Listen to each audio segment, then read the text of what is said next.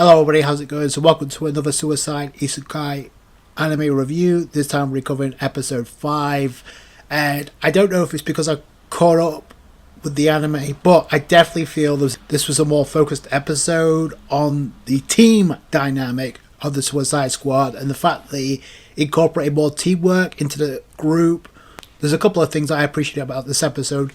Number one, they actually increased the stakes and made things a little bit more personal for the Suicide Squad with what happens by the end.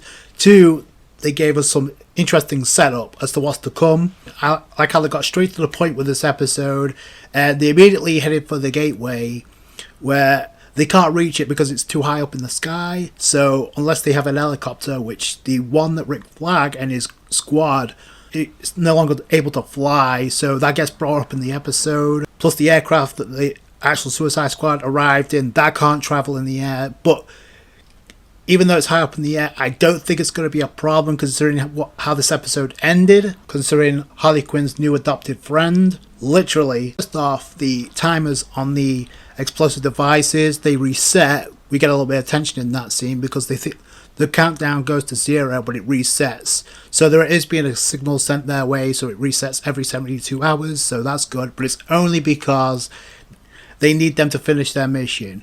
So Rick Flag brings up the situation like, maybe we'll have a better chance if we aid the kingdom.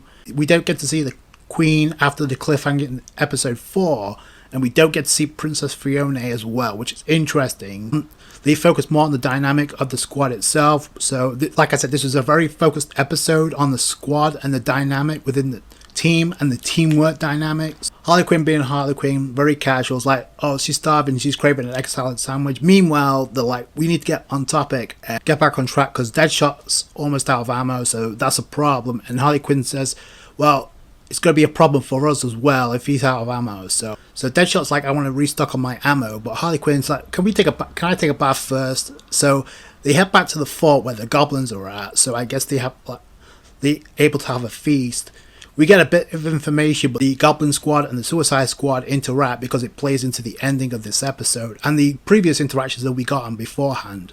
And not only that, this leads to Harley Quinn getting a new weapon of choice in the form of a frying pan that was used to serve a meal, which does, and she goes on to say, oh, this is the ultimate weapon, which technically in this episode she's kind of right because it did turn the corner. So after that they go to the summit where the helicopter is at, but they run into a nest with a dragon in it, and this is a problem because the helicopter is underneath the dragon inside the nest. And I love how this turns into a kind of a reference to Game of Thrones, because you got Harley Quinn saying, oh, aren't you supposed to defeat a dragon at the climax of a story?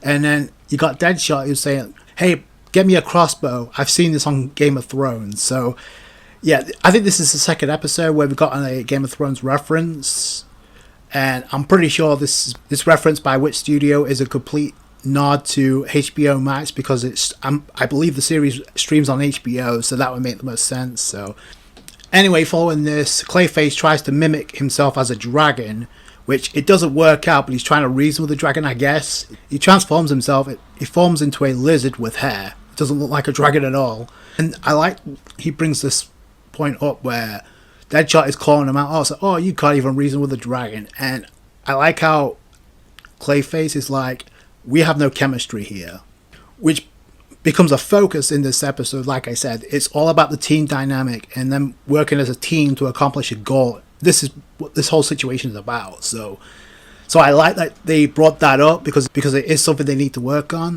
You got Deadshot and Peacemaker who can't stop bickering. In this episode, the bickering of Deadshot and Clayface gets the unwanted attention of the dragon, which immediately starts attacking. So after Deadshot avoids being attacked by the dragon, then it becomes Harley Quinn's turn because she catches the attention of the dragon. And this is actually one of 3 scenes I really appreciated in this fight. So first off, Harley Quinn is like evading multiple fire blasts. She's dodging like a boss with her gymnastics. And then she's running up to a wall-like ramp that leads up to a canyon. She jumps up, and then she walks up the canyon, and then she does a backflip to evade a massive fire blast from the dragon. I thought it was a really good scene. She hits a perfect 10 out of 10 landing, and then all of a sudden while she's celebrating. She almost gets crushed by a rock that barely just missed her. So I thought that was kind of hilarious. The dragon tries attacking all of them at this point. All of them at dodge except King Shark, who, while King Shark is struggling, avoiding to be chewed on by the dragon.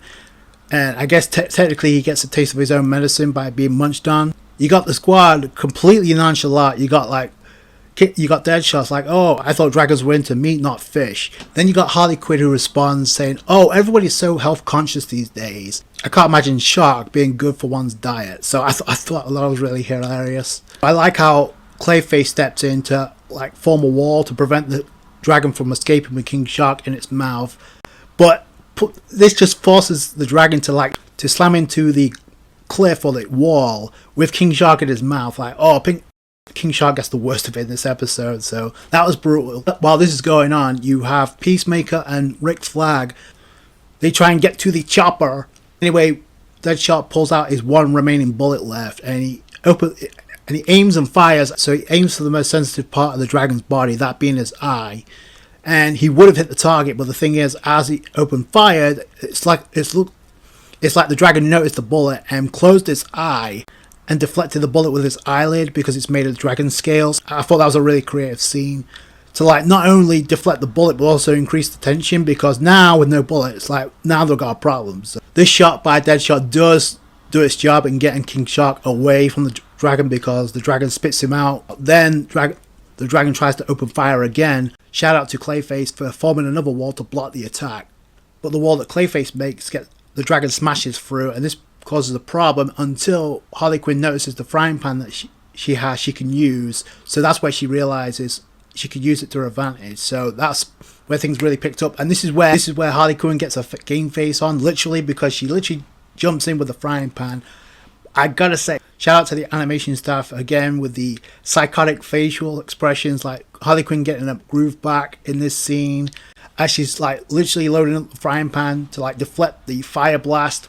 The dragon avoids it, but the fire blast hits a canyon behind him, which causes a huge rock or a huge piece of rubble to fall and land right on the dragon's head. It causes him to go in a frenzy. And then as Harley Quinn is celebrating because she's like, what did I tell you? Frying pans for the win. So the frying pan did help out. The dragon going into frenzy, he immediately tries to use tail whip on Harley. Shout out to Deadshot for getting Harley out of dodge from avoiding the attack.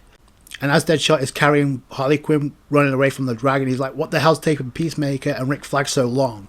And then Harley's like, oh, don't worry, I got it covered, I'll go check on them, which leads Harley to the helicopter. But then we see Rick Flag and Peacemaker looking at some supplies.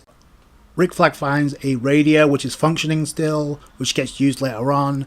Like Peacemaker found the dragon's egg inside the helicopter, because when Rick finds the radio, he's being very secretive about it because he's trying to keep it from view, as like you got Peacemaker peering back. As Rick Flag is looking shady, like trying to keep the radio from view, in comes Harley Quinn to break the ice, and then she spots an RPG to give to Deadshot so he can use on the dragon. This is where the teamwork really kicks in. So you got Harley Quinn with the RPG. That's crazy enough in itself. Like I said, she throws that to Deadshot so he can take the shot. Peacemaker gets the dragon's attention, which meanwhile you got Clayface holding onto the dragon's tail so it can't get away. Deadshot takes the shot, he doesn't miss, but it causes the dragon to set on fire, which sends him roaring into mountains to like try and put out the fire.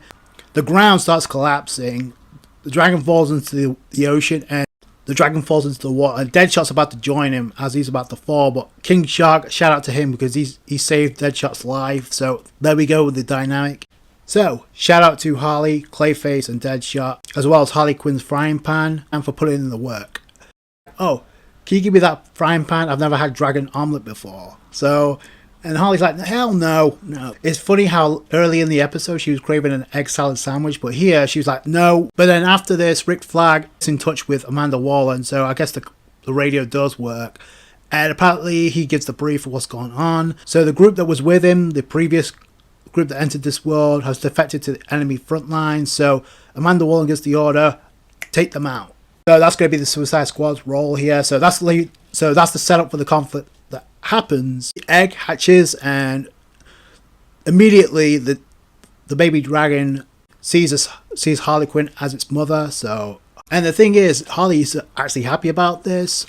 So it's an interesting side to Harley Quinn again. But the thing is, they're not adapting any comics, and I can honestly see the studio trying to do a lot more with Harley Quinn's character, because it's an anime, not a DC animation. There's a difference. So yeah, I can absolutely see them implementing another side to Harley Quinn to give her new avenues as far as the character is concerned. Not saying they're going to take away what makes Harley Quinn, but because I questioned this in my last review, it's like it looked like Harley Quinn, and especially Joker, seemed very young. So maybe that's the aim here. Maybe it's for a younger demographic who don't know Harley Quinn all that much, who don't know the Suicide Squad, who don't know the Joker.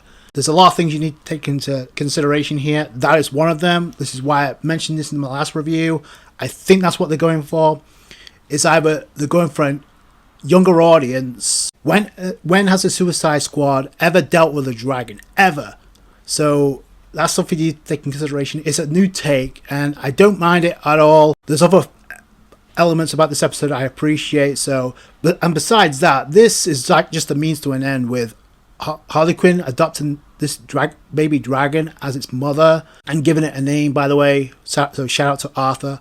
This is just a means to an end because, again, at the beginning of the episode, they made it crystal clear the gateway is too high up to reach. So how else are they supposed to get up there if there's no helicopter, if there's no aircraft? It's nighttime and they're walking. Did you see how much taller that dragon got? Like, if that isn't fully sized by the end of the series, I'll be shocked.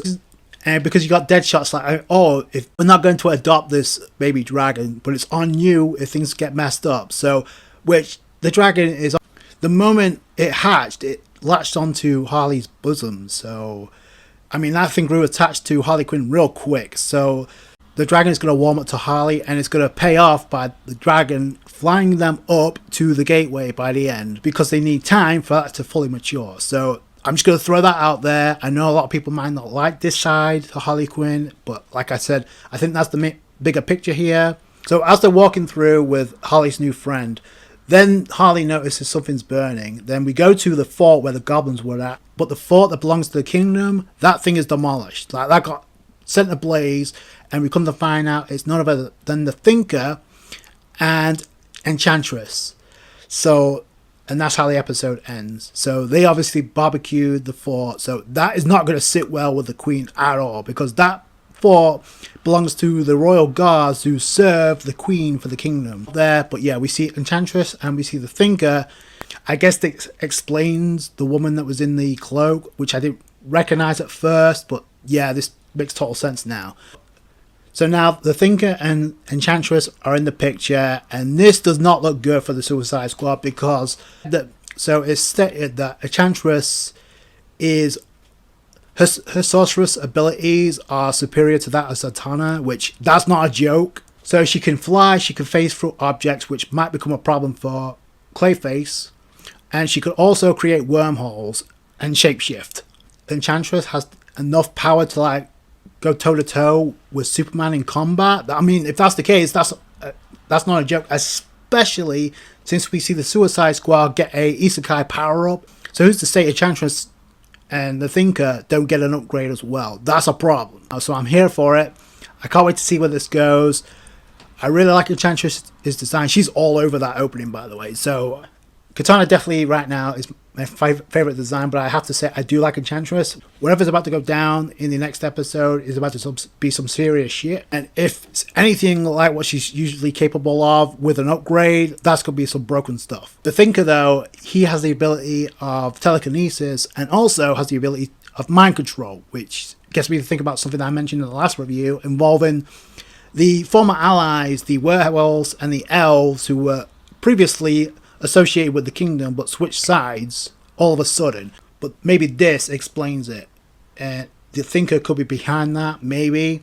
I can't wait to see how crazy things get from here on in. That's going to do it for the guys. Thank you so much for watching. Like the review if you did, a thumbs up. I appreciate that. I appreciate your guys' support. Subscribe channel for more, and I'll catch you guys on the next one. Thanks, guys.